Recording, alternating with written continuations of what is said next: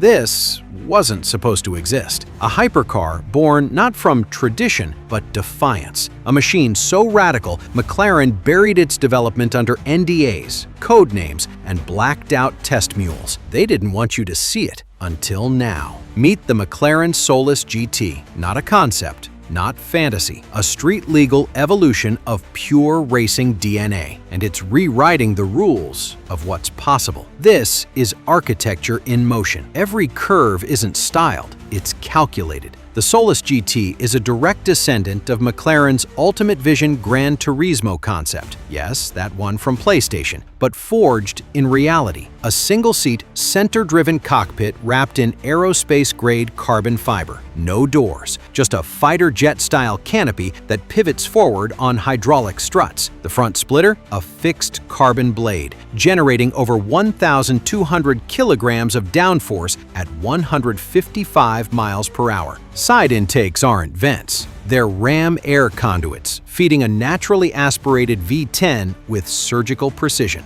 LED light signatures pulse like a heartbeat. Wheels, 19-inch front, 20-inch rear, wrapped in bespoke Pirelli Trofeo R tires, molded specifically for this car. This isn't aggression, it's predation. Step inside, if you can call it stepping. It's more like strapping into a time machine. The cockpit is a symphony of purpose, a fixed-back carbon racing seat molded to your dimensions before delivery. An F1-inspired steering yoke. No stalks, no clutter, just drive mode toggles and a kill switch. The instrument cluster? A single curved OLED screen projecting vital metrics onto the canopy like a fighter HUD. No infotainment, no Apple CarPlay, because in the Solus GT, distraction is the enemy. Even the air conditioning is optional. McLaren engineers debated whether it belonged at all. This isn't luxury as opulence, it's luxury as purity. Under that dorsal spine lies a 5.2-liter naturally aspirated V10, hand-built, dry sump, screaming to 10,000 RPM. Peak output, 840 horsepower, 650 Newton-meters of torque, 0 to 60, 2.4 seconds. Top speed, 200+ miles per hour, with the aero still generating lift downforce equilibrium. No turbos, no hybrid system,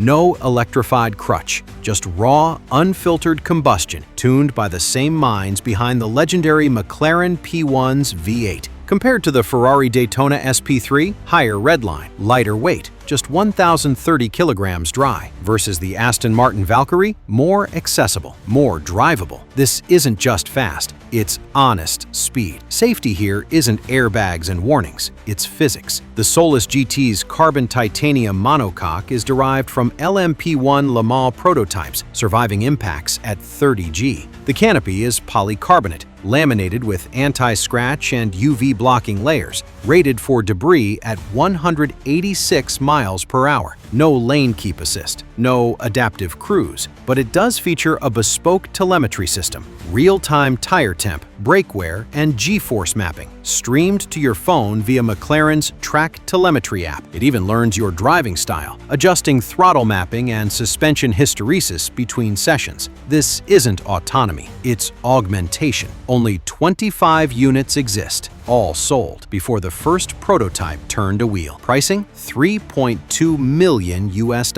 Yes, more than a Bugatti Chiron Supersport, more than a Rolls-Royce boat-tail. But here's why it matters. The Solus GT proves that in an age of silent EVs and autonomous pods, emotion still has a home. It's for the purist who values sensation over spec sheets, the collector who wants legacy, not just liquidity. And it forces rivals to ask, can electrification ever replicate this? Because this car doesn't just compete, it redefines the pinnacle. In a world racing toward the future, McLaren looked back, not in nostalgia, but in reverence, to the raw, analog soul of motorsport, to the human hand on the wheel, the ear tuned to the engine's song. The Solus GT isn't trying to be practical or popular, it's a statement, a monument to what happens when engineers stop asking, what do customers want, and start asking, what's possible? This is the last of its kind, and perhaps the first of a new era. If this gave you chills, you're not alone. Smash subscribe. We go deeper on machines that matter. And tell me in the comments, would you take the Solus GT, no passenger seats, no compromise, or wait for the electric future? Drop your answer below. The debate starts now.